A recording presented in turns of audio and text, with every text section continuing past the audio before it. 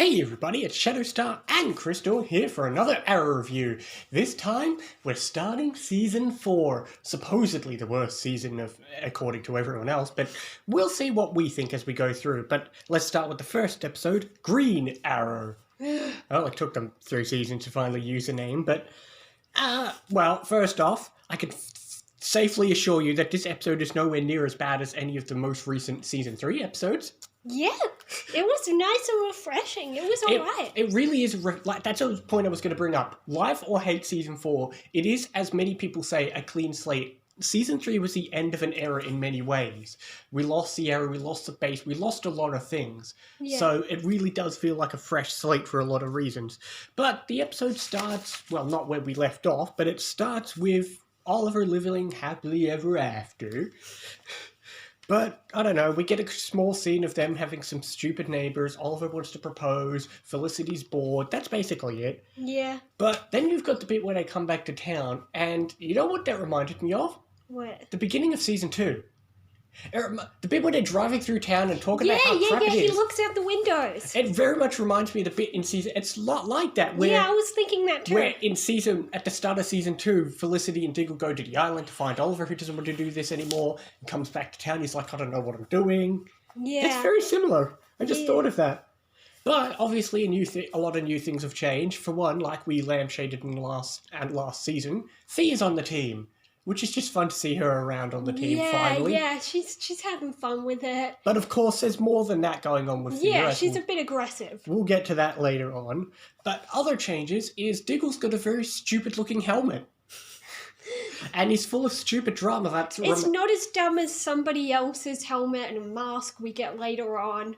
Okay, I don't know what you're referring to, but we'll find out one day. Okay. But... speaking of stupid Diggle stuff, we have the drama remaining from Season 3. Suppose we couldn't get rid of all the crap. Yeah, that's the thing I hate. He's being quite hypocritical because he says he doesn't want to work with Oliver because he doesn't trust him. But we have worked with friggin' Malcolm earlier on, and they didn't trust him. But they only worked with Malcolm when they absolutely had no choice. And the rest of the team was trying to tell Diggle, yeah, we need him. But the difference is, they've never claimed that Malcolm was their friend. I suppose Diggle's logic is, I claimed Oliver was my most trusted friend, and now I found out he's going to kidnap someone. Whereas, they always knew Malcolm was heartless. They only worked with Malcolm as a last resort. True. Whereas, yeah. But I still find it annoying. We do have... Like, even Lila forgave him. I know, Lila's the one that kidnaps, and even she's trying to be forgiving, because that's the thing, she's trying to at least think of it in terms of like, okay, we'll just use a military perspective from Oliver's view, which kind of works.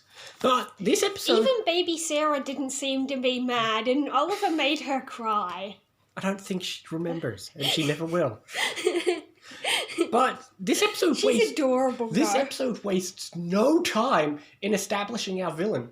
You know, later seasons will take like half the season to truly give you the villain. True, like when we first thought Sebastian Blood was the villain, and then we realized it's a Slade. Exactly. Straight away, we have our villain and their army. We have the ghosts, and we have Damien Dark, someone who was mentioned last season. And, you know, it was foreshadowing, I suppose, I mean, it depends if you thought he was coming around. But he's one of my favourite villains. And they brought up how Roz said he had a hive. Yeah. I know. I mean, Diggle didn't tell anybody, but we saw the flashback. We know he was thinking that. Well, that's the thing, though. He said that in in Season 3, but the show didn't point it out, so it's only if you were clever enough to think of it. Now the episode actually points out the connection. Yeah. But I will say right now, Damien Dark is a charismatic villain. He's one of my absolute favourite villains. Oh, yeah, he's definitely funny. I know some people find it odd to put him in Arrow, because A, he's a bit too charismatic, and B, we'll get into, he uses magic, and Arrow's supposed to be a grounded show. I'll accept it can be odd to do that for Arrow, but there's no denying he's just a great villain. Yeah, true. I do feel like he did fit in better in Legends. We'll get to that, but either way, he's still a fun villain, but he also has a twist if for some reason Quentin is working with him. Yeah. But I suppose now's as good a time as any to talk about the flashbacks. I'm going to say this outright right now, not counting this episode and one other episode, the vast majority of Season 4's flashbacks are boring and can go to hell. I don't care if this first episode was quite good, but the rest really go downhill starting from what I can remember, I don't care for these flashbacks. Next episode starting onwards, with one really good exception, there's no good flashbacks for the Oliver stuff. But this episode's nice. We still got Oliver in the hood. We still got Oliver in. We got some good Amanda Waller stuff and all that. Yeah, I mean, it's kind of annoying that he didn't go back home after all that time. That's one people's gripe, is he uses the excuse, I don't want to be around my family because I killed a guy. But at this point, he's got no reason why he couldn't go home. Yeah. We also haven't really... We didn't cover too much out of last season's cliffhanger, but we just have little allusions to the fact that Ray's still missing, implying that, yes, as far as we can tell, he was blown up in that explosion. Yeah. Because they're talking about whether or not Felicity's going to take over, and a billboard reminds you that because of Ray's idea in Season 3, to honour him, they've now officially named the city Star City, not Starling City. Yeah, so he's dead to the world. Correct. Yeah, but... Yeah, the flashback, even if he did go home, I'm sure Amanda would have still found him in Starling City, and then he would have just gotten ripped away from his family and taken Yeah, here. but I think at that point, it would have been too much hassle for Amanda. I mean, you know, before she had a lot of leverage, I mean, why would she go through all that effort? There's plenty of other people. He hasn't gone home yet, so there's no reason Amanda couldn't take him. Yeah, true. The world still thinks he's Which dead. brings up a point. How many times in these shows, not just this episode, do people get poisoned through drinks? Yeah. It happened to Oliver in a flashback. It's not just alcohol. It happened to that one woman in the... I think she was a district attorney, maybe? I thought Laura was a district attorney. No. Okay, whatever. But, you know, it happens to one woman in the mayor's office. But, yeah, it happens all the time. People should just never drink anything unless you watched it be made. It's ridiculous. So, yeah, I'd say there's a drinking game for you, but don't bother. No, don't drink. You'll But die. speaking of new things, Oliver has a new name, Green Arrow, and a new suit, which just looks stupid. Why does he not have sleeves? The rest of the suit I actually like, because the old suit was kind of looked thin and like made of, I don't know what you call it, cloth. Whereas here it's way more leathery. It looks like it's going to be bulkier. But the only downside is, why does he not have sleeves? I don't know. And in case you think I'm being stupid, Cisco made it, so it's his fault. But this episode does have a, not cliffhanger, but it does have a thing to set up for the rest of the season with a mystery in the future. Yeah.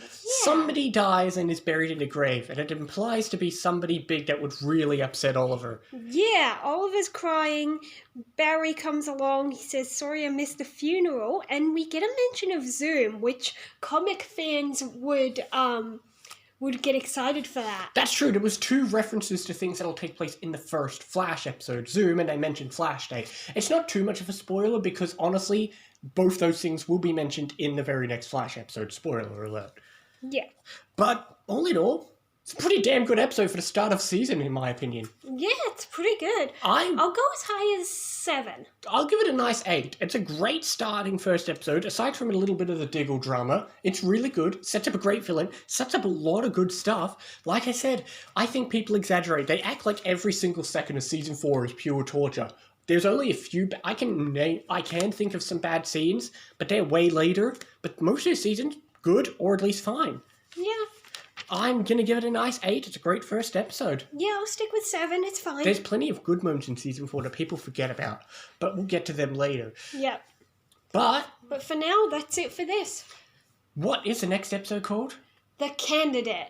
Well, we'll get into what that could mean. Do you know what that could mean? Well, the mayor died. Well, the mayor's been dead for a while. Oh, yeah, they said we haven't elected a mayor. We've just been... running it by committee. Running by committee. Because nobody wants to be mayor. But we'll get to that next episode. But with that being said, we will see you next time for more Arrow and other things as well. See you next time, guys. See you next time.